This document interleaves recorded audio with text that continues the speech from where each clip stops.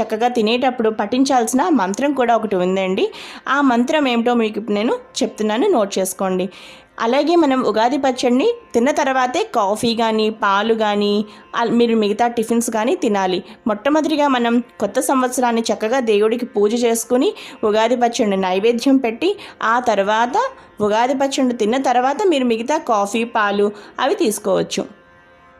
ఇప్పుడు మనం ఉగాది పచ్చడిను తినేటప్పుడు చక్కగా పఠించాల్సిన మంత్రం ఏమిటో ఇప్పుడు మనం తెలుసుకుందాం. శతాయు వజ్ర దేహాయ సర్వ సంపత్కరాయ చ సర్వారిష్ట వినాశాయ నింబ కలంద భక్షణం. శతాయు వజ్ర దేహాయ సర్వ సంపత్కరాయ చ సర్వారిష్ట వినాశాయ నింబ కలంద భక్షణం అనే ఈ మంత్రాన్ని పఠిస్తూ చక్కగా ఉగాది పచ్చడిను సేవించాలి. చూసారు కదా ఫ్రెండ్స్, ఈ వీడియో కనుక మీ అందరికీ బాగా నచ్చినట్లయితే తప్పకుండా లావణ్యాస్ లైఫ్ స్టైల్ ఛానల్ని